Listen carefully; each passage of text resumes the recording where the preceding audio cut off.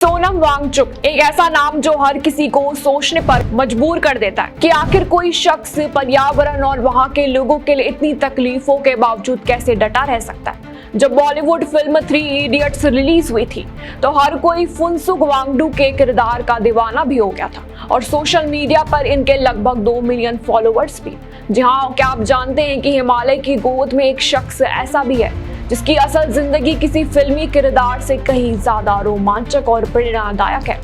यह कहानी है सोनम वांगचुक की, एक इंजीनियर, एक शिक्षा सुधारक, एक आविष्कारक और अब लद्दाख की बुलंद आवाज बन चुके एक पर्यावरण योद्धा की बिना स्कूल के सीखा जीवन का पाठ। 1 सितंबर 1966 जब लद्दाख के उले तोकबो में जन्मे सोनम का जन्म आम बच्चों जैसा बिल्कुल नहीं था। उस दौर में लद्दाख में स्कूलों में भारी कमी भी देखी जा सकती थी। आलम यह था कि 9 साल की उम्र तक सोनम कभी स्कूल नहीं गए और उनकी शुरुआती शिक्षा उनकी मां ने लद्दाखी भाषा में कराई। शायद यही वजह रही होगी कि आज भी वांगचुक अपनी जड़ों और मातृभाषा से गहराई से जुड़े हुए।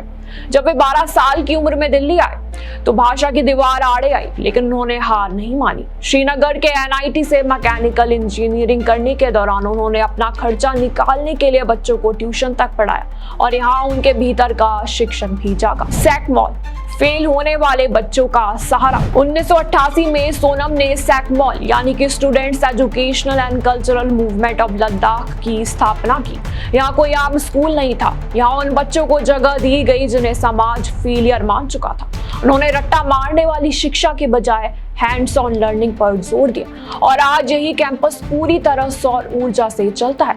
साथ ही लद्दाख के युवाओं के लिए प्रयोगशाला बन चुका है। आइस स्टूपा, पिघलते ग्लेशियरों को तकनीक ने थामा।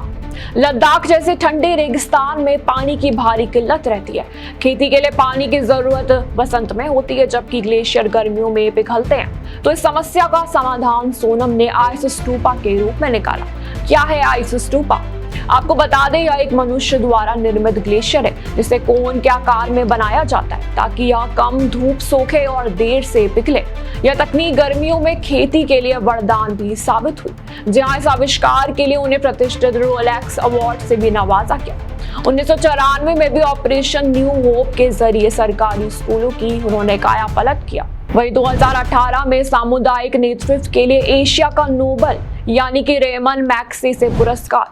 2021 में भारतीय सेना के जवानों के लिए सोलर हीटेड टेंट जो -14 डिग्री में भी अंदर का तापमान 15 डिग्री बनाए रखता है।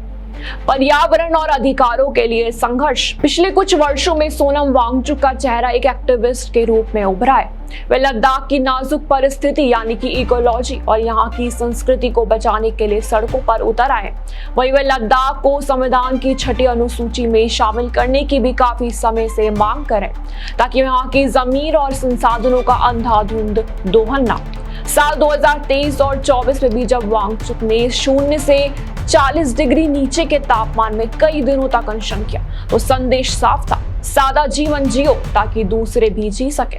सोनम वांगचुक आज केवल एक इंजीनियर नहीं है बल्कि सस्टेनेबल डेवलपमेंट का चेहरा भी है जिसकी दुनिया को सख्त जरूरत है।